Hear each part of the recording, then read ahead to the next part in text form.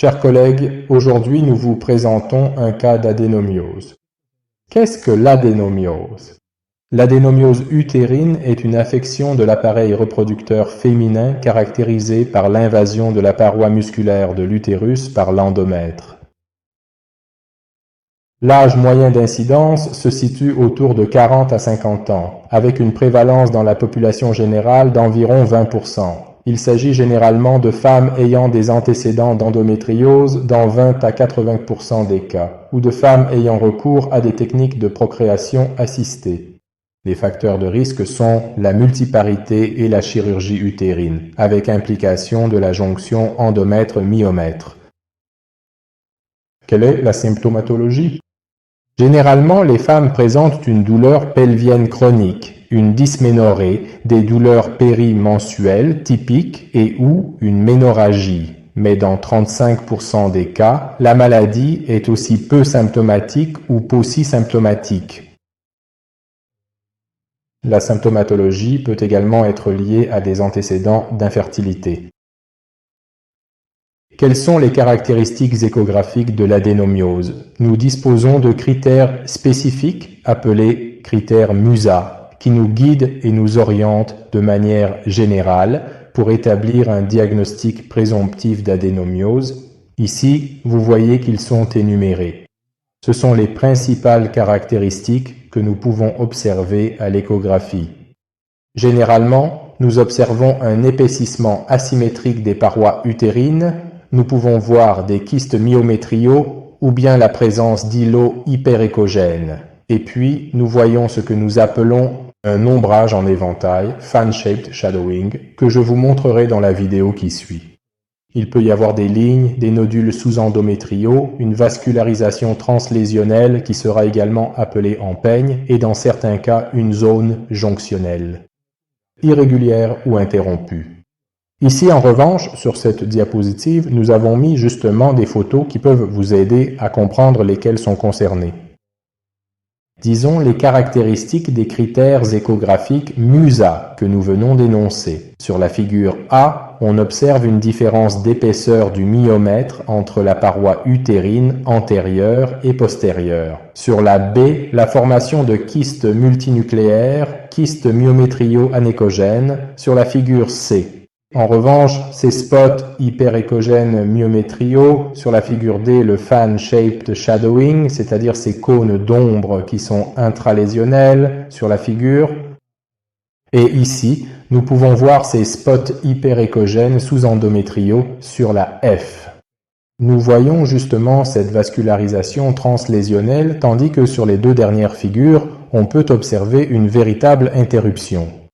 Des segments ou de la jonction, donc myométriale, ou une irrégularité de la jonction myométriale.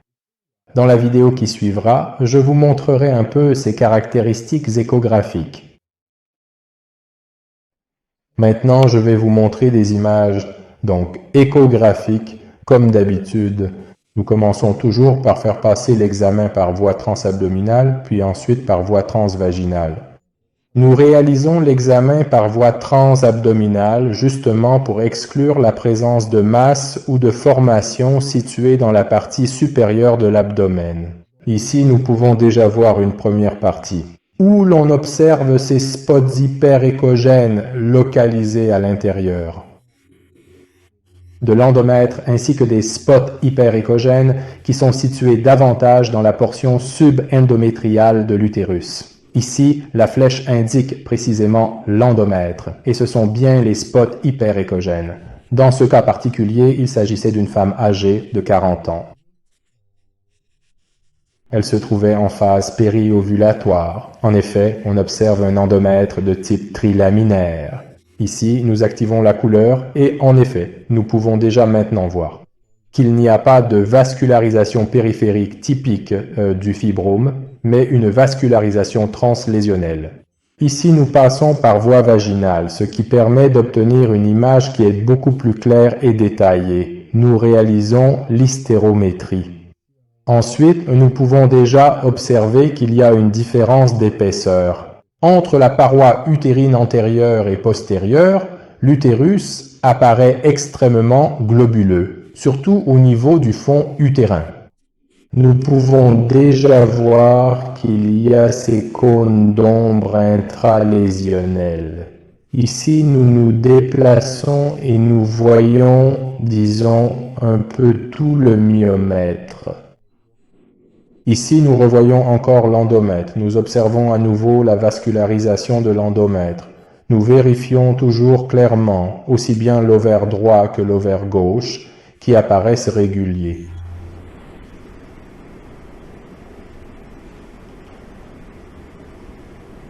Ceci est l'ovaire gauche. Ensuite, nous mesurons ce cas. Il y a également un follicule dominant qui se trouvait à gauche lorsque la femme qui s'est présentée à notre attention médicale désirait une grossesse. Ici, nous observons très clairement ces spots hyperéchogènes qui sont mêlés, donc il existe aussi de façon notable des portions qui sont anéchogènes. Ici, j'écris que l'utérus est globuleux, surtout dans la partie du fond.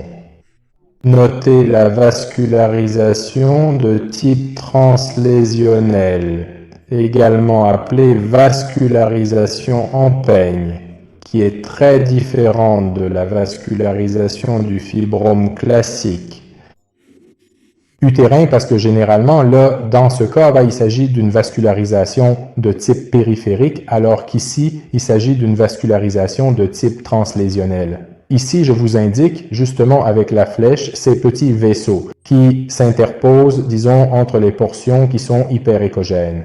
Ensuite, il y a ces kystes myométrio-anéchogènes, qui sont les zones noires. Ici, je vous les indique avec la petite flèche. Là aussi, en somme, il s'agit de kystes multiples anéchogènes mêlés à des spots hyperéchogènes. Et puis ici, je vous montre le fan shade shadowing. Le fan shape shadowing, c'est-à-dire ces cônes d'ombre intralésionnels. En effet, ici, vous pouvez justement voir que se forment ces stries anéchogènes, ces stries noires translésionnelles qui sont différentes du fibrome, car généralement le fibrome est beaucoup plus uniforme. Et puis je vous ai montré ces spots hyperéchogènes. Donc, tout ce que nous avions déjà dit précédemment, lorsque nous avons énuméré les critères MUSA, et ici nous mesurons le myomètre antérieur et postérieur. Vous pouvez remarquer que d'un côté cela mesure 28, de l'autre côté 17. Et donc il y a une asymétrie dans la paroi utérine antérieure et postérieure typique de l'adénomyose.